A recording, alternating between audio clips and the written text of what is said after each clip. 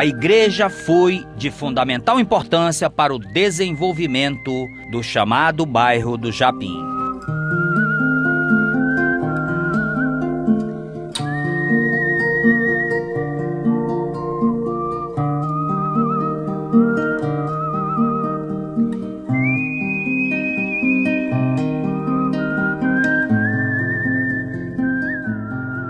A minha família chegou no Japim em 74, quando eu tinha apenas 2 anos.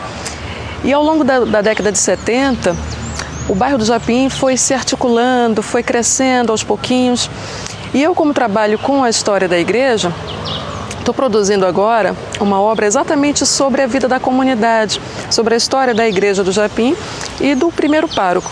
Na verdade, a história do pároco, que é o Padre Pulga, se confunde com a história do próprio bairro, já que ele passou aqui 32 anos. Então, a gente tem assim, à medida que a gente vai falando do Japim, vai falando dessa comunidade, a história da igreja também vai aparecendo. Então, há uma mistura nisso, né? Então, nos anos 70, a igreja foi construída, a primeira capelinha, que ainda era de madeira, foi construída em 71. Então, a gente já tem o nascimento da paróquia no dia 6 de junho de 1971. Então, em 71, quando o padre aqui chegou, nós tínhamos apenas algumas famílias, as primeiras famílias morando no Japim. Então, na verdade, era um grande vazio, né? Famílias localizadas, às vezes uma família morando em cada rua. Então, havia muita distância e muita dificuldade também para se articular, para organizar as primeiras atividades da igreja. Mas o padre registrou na sua memória que ao chegar aqui, ele já contactou com as primeiras famílias e essas famílias se colocaram à disposição para, junto com ele, começar a organizar a vida dessa paróquia. Então, conversando, tive a oportunidade já de conversar com muitas dessas primeiras famílias. E à medida que a gente vai conversando, a memória vai surgindo, e são tantas informações, são tantas lembranças. E é bonito de ver como cada família foi colaborando também para que esse conjunto fosse sendo organizado, para que a vida da paróquia fosse sendo organizada. Então, o Padre Pulga, ele ficou na paróquia como fundador, veio em 71, mas ficou à frente da paróquia de 71 até 2003 oficialmente. Embora ele tenha se afastado em 2002 por conta da saúde já agravada, mas oficialmente ele permaneceu à frente da paróquia até 2003. Então, por isso que eu digo que a história da igreja e da comunidade, elas se confundem. Então, portanto, quando a gente olha para os anos 70, contando um pouco da história dessa paróquia, os anos 70 foram anos assim ainda em que a igreja estava engateando aqui no Japim, mas ao mesmo tempo assim com muita força, com muita vibração, com muita vontade de crescer. E aquele primeiro barracão onde a igreja foi construída, na verdade era uma área de depósito da Aquaban, que foi o órgão responsável pela construção do conjunto, e foi cedido para ali realizar-se as primeiras atividades, as primeiras celebrações. E aos pouquinhos é que esse barracão foi sendo transformado na primeira igreja, na primeira capelinha que esse conjunto viu. Essa capelinha, já na metade dos anos 70, já era de alvenaria, mas ainda é muito pequena. E as famílias contam que aos domingos, porque só existia uma celebração no final de semana, que aos domingos, quando elas se reuniam na igreja, a igreja ficava lotada e tinha gente que tinha que ficar ao lado de fora. Então isso também afastava outras famílias que queriam participar, queriam estar presentes nas celebrações, mas a igreja não comportava todo mundo. Então a partir daí começa todo um trabalho, todo um esforço, da metade dos anos 70 até a metade dos anos 80, de arrecadar fundos para a construção de uma igreja que realmente fosse adequada para os serviços litúrgicos e também para abrigar toda a comunidade que desejava participar das celebrações. E aí essas famílias se envolveram. E é bonito contar assim, registrar essa história dessas famílias, porque elas se envolveram, estiveram lado a lado com o padre. E à medida em que os anos 70 foram avançando, a gente tem na igreja também as primeiras atividades já desenvolvidas. As primeiras atividades que realmente aconteceram foram as de catequese.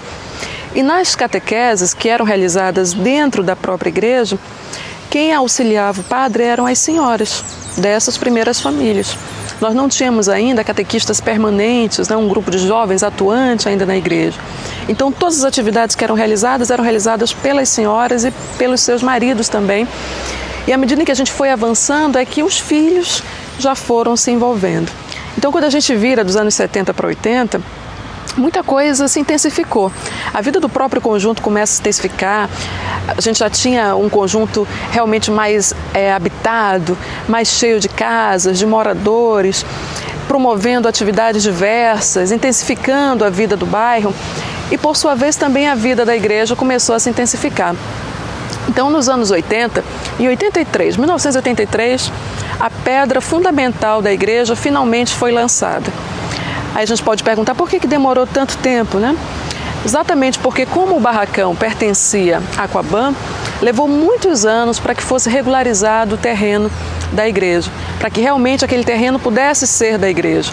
Então, só em 1983, com a presença do então bispo de Manaus, que era o Dom Milton Pereira, é que a pedra fundamental da igreja foi lançada. E a partir daí, as atividades de promoção, de arrecadação, de campanhas em prol da construção da igreja se intensificaram. Tanto é que de 83 a 87, em 4 anos, a igreja estava pronta para ser inaugurada. Mas um detalhe assim, muito importante de se registrar é que toda a construção da igreja foi com esforço da própria comunidade. Não teve apoio de fora, não teve envolvimento de terceiros ou do Estado ou de qualquer outra instituição. A igreja se mobilizou e eu diria que é um mérito do próprio conjunto ter construído, ter demorado tanto para construir a sua igreja, mas construiu com as suas próprias mãos, construiu com o seu próprio esforço, com a sua própria dedicação. Fomos os primeiros moradores aqui do bairro, na época, e de lá nós viemos aqui para o Japinhuns e formamos, com os moradores, alguns amigos, formamos a Associação de Moradores do Bairro do Japim, em 1983, dia 31 de março de 83. Então, a partir de lá, nós tivemos várias conquistas dentro da comunidade, onde nós construímos, através da Prefeitura, do Governo do Estado, a Escola Municipal José Vandenberg, o Centro Social do Japinhuns, onde funcionava a creche municipal Dentinho de Leite, o Chapéu de Palha, que hoje funciona como centro social também. Conquistamos também a Rua São Sebastião, a Rua Natal e as adjacências aqui do bairro. E através da Associação de Moradores também, nós conseguimos ônibus aqui para o bairro, conseguimos formar um grupo de idosos, grupo de mães aqui dentro da comunidade. Então, através dessas conquistas que nós tivemos um avanço muito grande dentro da comunidade. E aqui, aos tempos, as pessoas foram se envolvendo com essa comunidade, foram trabalhando, foram construindo o que hoje o Japim realmente existe e que hoje representa muito para a sociedade manauara. Chegamos aqui, nós não tínhamos uma igreja católica, nós não tínhamos um terminal de ônibus, não tinha transporte coletivo, não tínhamos um colégio, e aos poucos a comunidade foi se envolvendo. E em 1982 foi criada uma associação de moradores do bairro do Japim, a qual, fundada pelo nosso grande amigo André, Dona Antônia, outras pessoas que aqui frequentaram, o professor Fábio Massulo. E daí para frente a associação foi conquistando seus espaços, foi conquistando junto aos nossos governantes, foi trazendo para a nossa comunidade, entendeu? Centros sociais, escolas, quadra de esporte. Também foi criado no nosso bairro na época, que era muito difícil, mas a comunidade se uniu e nós conseguimos construir uma igreja chamada Sagrada Família, certo? Hoje, depois veio a universidade, que é a UBRA, a Secretaria de Educação e Cultura, que hoje existe no nosso bairro, a feira coberta do nosso bairro, que não existia, que foi uma conquista também da comunidade. E aí depois veio o Colégio Natália Uchoa, que é outra conquista da comunidade do bairro do Japim.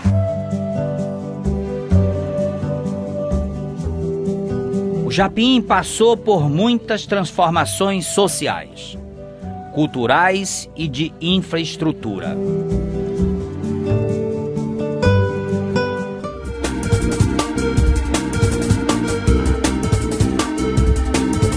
Olá, Olá, telespectador do Amazonsat, eu estou aqui na Bemol da Eduardo Ribeiro e vou falar para você dessa nova expansão da loja. Quem vai nos falar é a Ellen Amaral. Afinal, a loja está mais bonita, cresceu?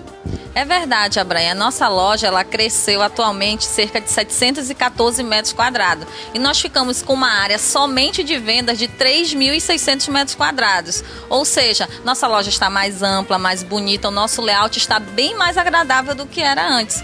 Bom, isto não significa só conforto, significa mais produtos para este cliente Bemol, não é verdade? Com certeza, a nossa loja ela tem 4 andares, né, contando com o térreo, ou seja, vai de móveis até o nosso setor de eletrônico.